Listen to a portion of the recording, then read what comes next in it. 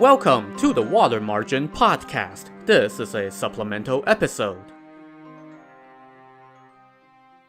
In this episode, we are going to dive into Buddhism during the Northern Song dynasty. So far in the novel, we've gotten a little glimpse of Buddhist life in the Song dynasty as we followed Lu Zhishen's hilarious failed attempt to fit in as a monk. So, how much of what's depicted in the novel is accurate? Well, let's find out. I'm going to split our look at Buddhism in the Northern Song into two supplemental episodes. In this episode, I'm going to take a big picture look at the growth of Buddhism during this time and its relationship with the Song government.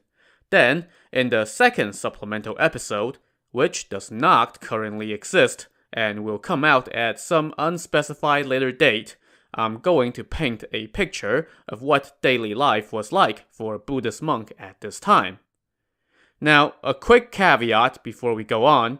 I am not an expert in history or religion, nor am I a Buddhist, so I apologize in advance for any mistakes I might make in this episode. And please do let me know if I make a mistake. What's important is that we get this stuff right. Also, there are times when I might make a joke or two, and it's not intended as disrespect toward any religion. I'm just trying to keep things light here. Oh, and if you're interested, much of the information in this episode came from the book How Zen Became Zen by Morton Schluter, a scholar in Chinese religion at the University of Iowa. A PDF of that book is available online, and I have included a link to it with the script for this episode on our website, so go find that link at outlawsofthemarsh.com. So Buddhism originated in India around the 6th century BC, and Buddhist missionaries first brought the religion to China along the Silk Road around the 1st century AD. So by the time of the Northern Song, Buddhism had existed in China for more than 800 years. Over that time, it had developed into one of the major religions in China, carving out a spot alongside native-born systems of belief like Taoism and Confucianism. Buddhism also absorbed influences from those other two systems of belief, and each of those two, in turn, saw something in Buddhism that appealed to its own precepts. For instance, Taoists were actually among the first Buddhist recruits in China, and they liked the Buddhist meditational techniques, so they merged them with Taoist meditation. Furthermore, Taoist terminology was mapped to some Buddhist concepts in the first translations of Buddhist texts into Chinese. Confucianists, meanwhile, liked Buddhism's emphasis on morality. However, that does not mean that Taoists and Confucianists just welcomed Buddhism with open arms. Buddhism was always seen as a foreign religion, a barbarian influence, and over the course of its history in China, Buddhism would have to compete with Taoism and with Confucianism, and also endure periods of state persecution. Now, there are two major branches of Buddhism. One is Theravada Buddhism, and the other is Mahayana Buddhism.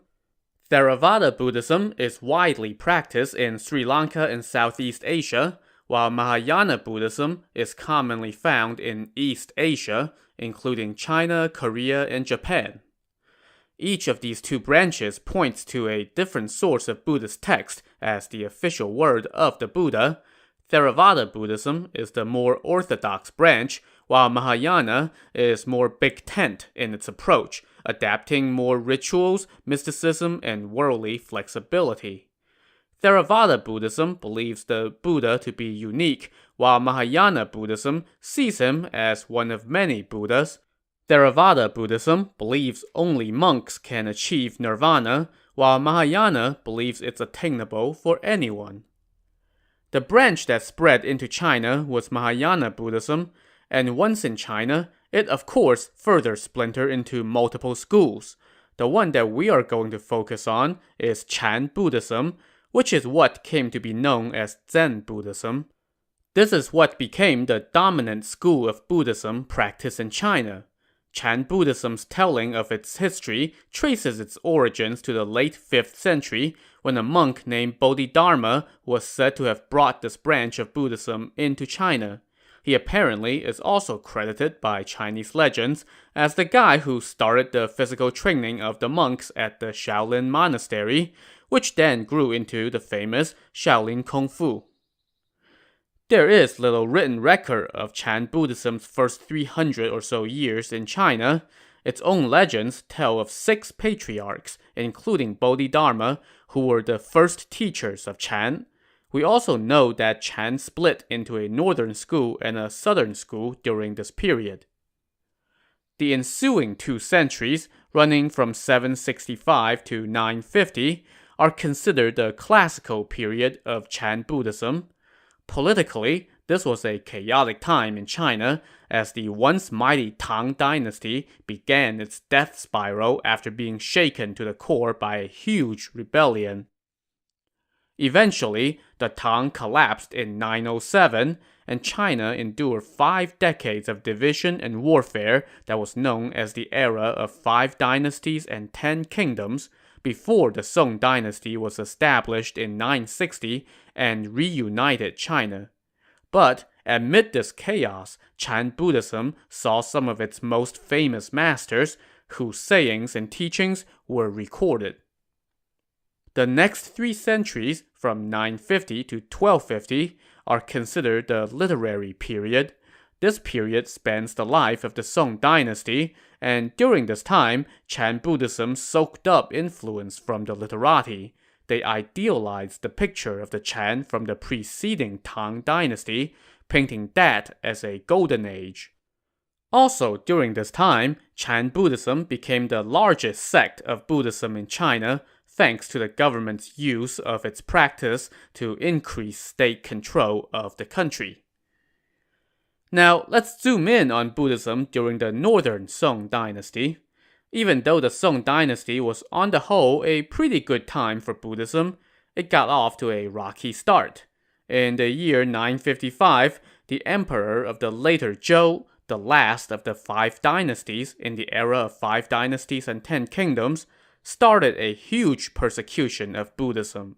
At this time, the government could bestow a name plaque to a monastery that was deemed illustrious. Well, this emperor decreed that any Buddhist monastery that did not have an imperial name plaque was to be torn down. Records show that more than 3,300 monasteries suffered this fate, and about 2,700 were spared. And the reason he did this? He needed copper to mint coins, so he was going to melt down the Buddha statues. Well, the Buddha got his payback by dishing out some cosmic karma a couple years later. The later Zhou was overthrown by the Song dynasty, and the founder of the Song stopped the destruction of the monasteries. But he also forbade the rebuilding of any monastery that had been torn down. Now, nobody ever bothered to repeal this order, even as Buddhism grew later on in the Song dynasty, so this decree stayed on the books but was in practice rarely enforced. In their view, the rulers of the Song dynasty saw Buddhism as both a potential benefit and a potential threat. It was a threat because, well, it was an organized religion, and this is China, enough said. But on the benefit side, the Song rulers believed that Buddhism had access to powerful supernatural forces. You know, the kind of forces that can bestow favor on the ruling house and strengthen its power if properly placated. Beyond that, there were social benefits in having great monasteries around. Buddhist teachings about morality and the idea that there is hope for a better lot in your next life seem like good instruments for reducing social tensions and keeping the populace in their place. And for their part, the Buddhist monasteries knew how to suck up to the emperors.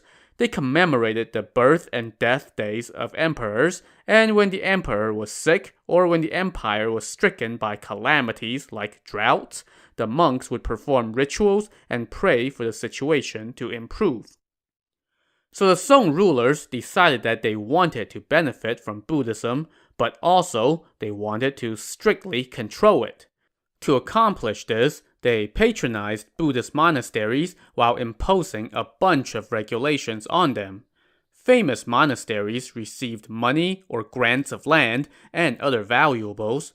Famous monks were invited to appear in the imperial court, and they were given purple robes and honorific names as indicators of their exalted status. The government also got very involved in translating, compiling, and printing Buddhist texts. Buddhist monasteries were specially constructed and given the charge of taking care of imperial tombs and the birthplaces of emperors. And in return, the monasteries wisely played their part in glorifying their imperial patrons. They displayed portraits and statues of emperors and empresses for worship, and inscriptions at Buddhist sites often compared emperors to famous monks or bodhisattvas. So it was a you scratch my back, I scratch yours relationship, except where one party has the power to break the other's back if the scratching was not sufficient. But in any case, the government support allowed Buddhist monasteries to flourish. In the year 1009, records indicated that there were about 25,000 Buddhist monasteries.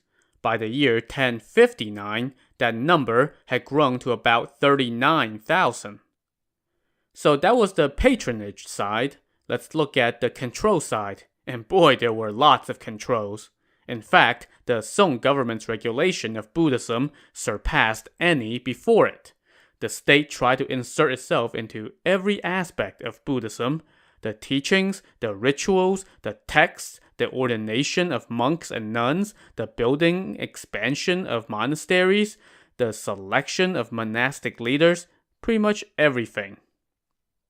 One mechanism of control was something we've already discussed: the granting of imperial name plaques to important monasteries.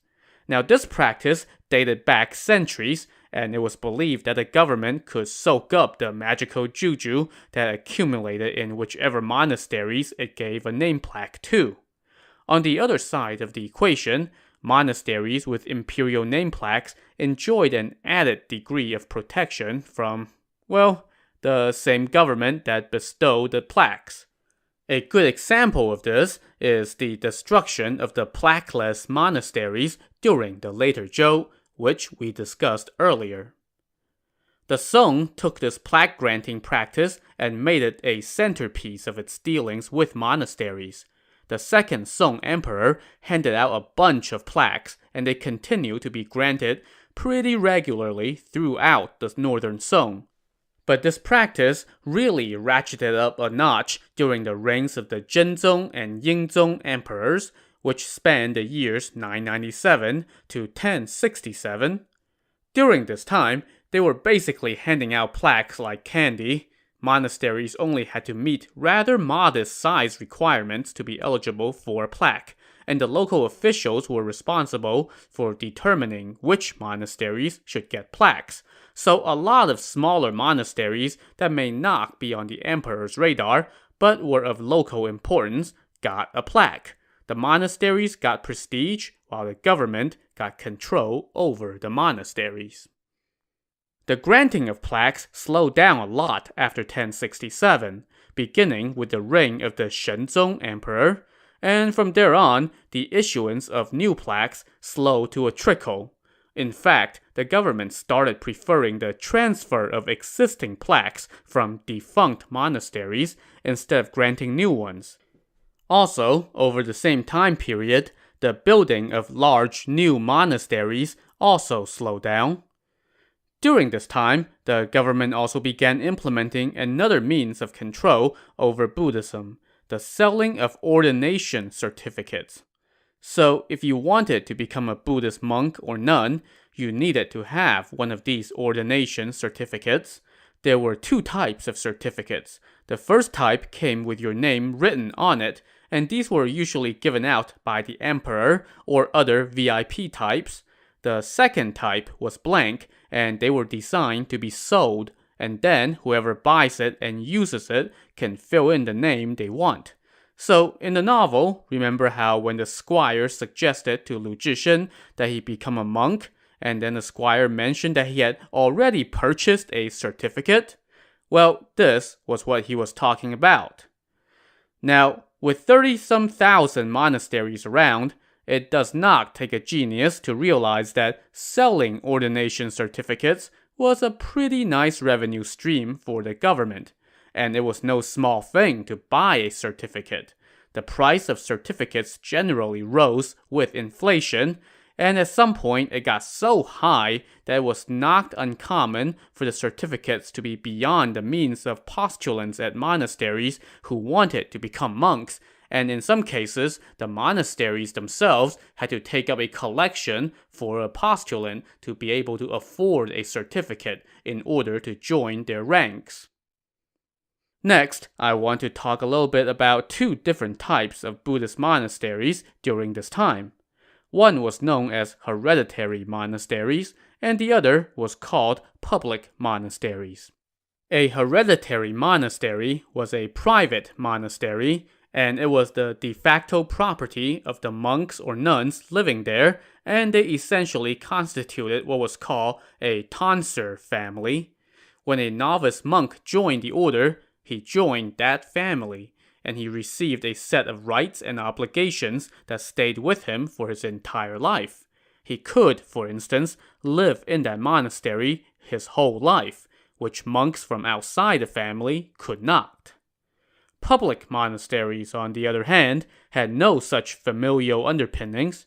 Public monasteries also tended to be larger, and they were much more accessible to outsiders. Any monk in good standing could live and take office at any public monastery, and monks were not the only ones who could stay at a public monastery. Some lay people could also stay there. In fact, some members of the literati would rent living quarters at public monasteries for themselves and their families while they crammed for the civil service exam. The public monasteries were also a place of public life, serving as tourist attractions for commoners and often central marketplaces. For instance, the great Xiangguo Monastery in the capital Kaifeng that Lu Zhishen was sent to in the novel was a well-known marketplace for all sorts of merchants and traders. One significant difference between hereditary monasteries and public monasteries is the way the abbot, aka the leader of a monastery, was chosen. The leadership of a hereditary monastery was passed down through members of the tonsure family, usually from the most senior member to the next, as long as that next person in line has actually been staying at the monastery and fulfilling his duties. Things worked quite differently at public monasteries.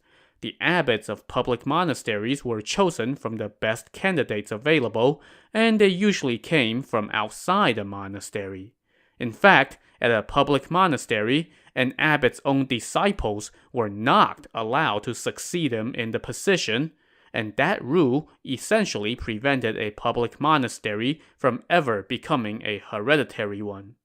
What's more, whereas an abbot at a hereditary monastery would presumably remain in the post until his death or retirement, abbots at public monasteries usually only stayed at one monastery for a few years before moving on to the next post, in essence, climbing a career ladder.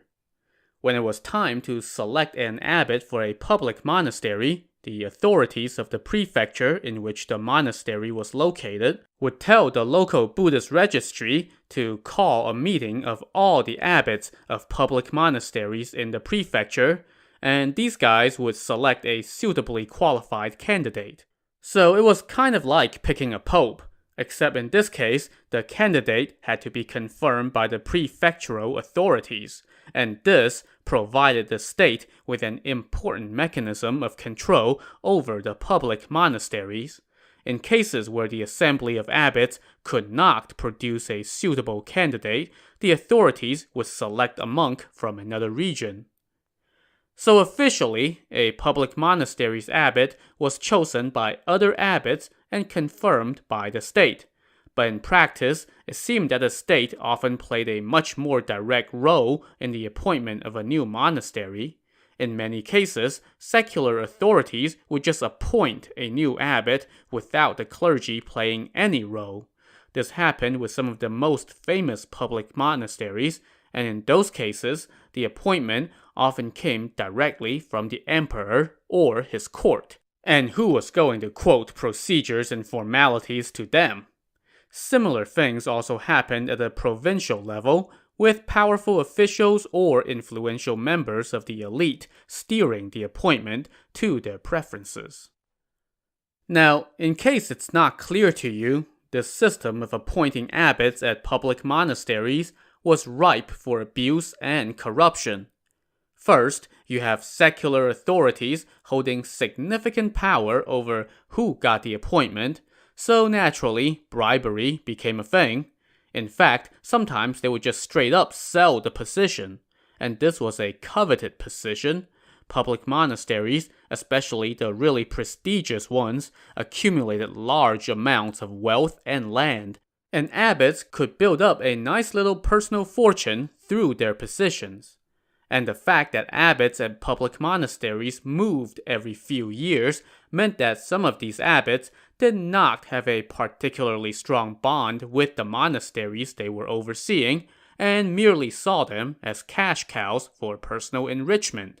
And that led to even greater temptation to resort to bribery to get an appointment at public monasteries. In many ways, public monastery abbots resembled public officials, trying to move up steadily through the ranks by job hopping every few years and doing some grifting at each stop along the way. In case you're wondering, for most of the northern Song, public monasteries seldom converted to hereditary ones, due in no small part to the fact that the government laid down severe punishments if anyone should attempt such a thing.